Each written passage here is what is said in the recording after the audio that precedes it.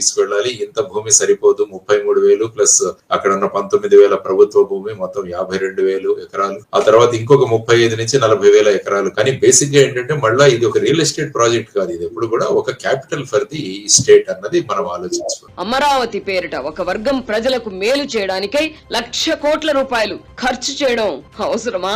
రాష్ట్ర ప్రజలందరికీ చెందిన అంత సొమ్మును ఒకే చోట ఖర్చు చేయడం ఏంటి?